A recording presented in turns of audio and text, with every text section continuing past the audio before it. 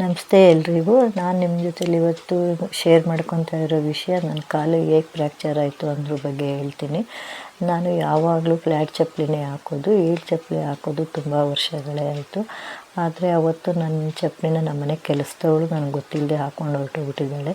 ನಾನೆಲ್ಲೋ ಹೋಗ್ಬೇಕಾದ್ರೆ ನಾನು ಹೀಲ್ ಚಪ್ಪಲಿ ಹಾಕೊಳ್ಳೋಣ ಅಂತ ಹಾಕ್ಕೊಂಡೆ. ಅದು ಕಾಲು ಸ್ಲಿಪ್ಪಾಗಿ ನಾನು ಜಾರು ಬಿದ್ದಿದ್ದೀನಿ. ಜಾರು ಬಿದ್ದು ಕಾಲು ತುಂಬಾ ಏಟಾಗಿತ್ತು. ನೋಡಿ, ನನ್ನ ಕಾಲಿಗೆ ಈ ಥರ ಆಗಿದೆ. ಮತ್ತು ಅದು ಉಳುಕಿದೆ ಅಂತ ಅಂದ್ಕೊಂಡು ನಾವು ಉಳುಕು ತೆಗೆಸಿದ್ವಿ. ಆದರೆ ನೋಡಿದ್ರೆ ಅದು ನೋವು ಕಡಿಮೆನೇ ಆಗಿಲ್ಲ. ಆಮೇಲೆ ಎಕ್ಸ್ರೇ ಮಾಡಿ ನೋಡಲಾಗಿ 2 ಕಡೆ ಫ್ರ್ಯಾಕ್ಚರ್ ಆಗಿದೆ ಅಂತ ಡಾಕ್ಟ್ರ್ ಹೇಳಿದ್ದಾರೆ. ಆದ್ದರಿಂದ ದಯವಿಟ್ಟು ಈ ಥರ ಯಾರನ್ನೂ, ಈ ಮನೆ ಕೆಲಸದವ್ರು ಈ ಥರ ಕೆಲಸಗಳ ಮಾಡಬೇಡಿ. ಮತ್ತು ನೀವು ತಂದು ಕೊಟ್ಟರು ಚಪ್ಪಲಿ ನಾವು ಅದನ್ನು ಹಾಕ್ಕೊಳ್ಳೋಕೆ ಮನಸ್ಸು ಬರೋಲ್ಲ. ಮತ್ತು 50 ವರ್ಷ ಆದಮೇಲೆ ಯಾರೂ ಹೀಲ್ ಚಪ್ಪಲಿಗಳು ಹಾಕಬೇಡಿ.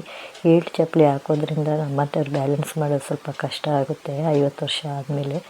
ಆದ್ದರಿಂದ ಹೀಲ್ ಚಪ್ಪಲಿ ಯಾರೂ ಧರಿಸ್ಬೇಡಿ. ನನಗೆ ಡಾಕ್ಟ್ರು 1 ತಿಂಗಳು ಬೆಡ್ ರೆಸ್ಟ್ ಹೇಳಿದ್ದಾರೆ. ತುಂಬ ಕಷ್ಟ ಆಗ್ತಾಯಿದೆ, ನೋವಿದೆ. ಆದ್ರೂ ಏನು ಮಾಡೋಕ್ಕಾಗಲ್ಲ, ನಾವು ಅನುಭವಿಸ್ಲೇಬೇಕಾಗುತ್ತೆ. ಆದ್ದರಿಂದ ದಯವಿಟ್ಟು ಯಾರೂ ಮನೆ ಕೆಲಸದವರು ಮನೆಯವ್ರ ಚಪ್ಪಲಿಗಳ ಹಾಕ್ಕೊಂಡು ಹೋಗಬೇಡಿ. ಆದ್ದರಿಂದ ಯಾರೂ ದಯವಿಟ್ಟು ಒಬ್ಬರ ಚಪ್ಪಲಿ ಒಬ್ಬರು ಹಾಕ್ಕೊಳ್ಳೋಕೆ ಹೋಗಬೇಡಿ. ದೇವಸ್ಥಾನಗಳಲ್ಲಿ ನಮ್ಮ ಚಪ್ಪಲಿಗಳ ಯಾರಾದರೂ ಹಾಕ್ಕೊಂಡು ಹೋದರೆ ಗ್ರಹಚಾರನೇ ಹೋಯ್ತು ಬಿಡು ಅಂತೀವಿ. ಆದರೆ ಇಲ್ಲಿ ನನಗೆ ಗ್ರಹಚಾರನೇ ಬಂದಿದೆ. ನನ್ನ ಚಪ್ಪಲಿ ಅವಳು ಹಾಕ್ಕೊಂಡು ಹೋಗಿರೋದ್ರಿಂದ ನನಗೆ ಈ ಪರಿಸ್ಥಿತಿ ಬಂದಿದೆ.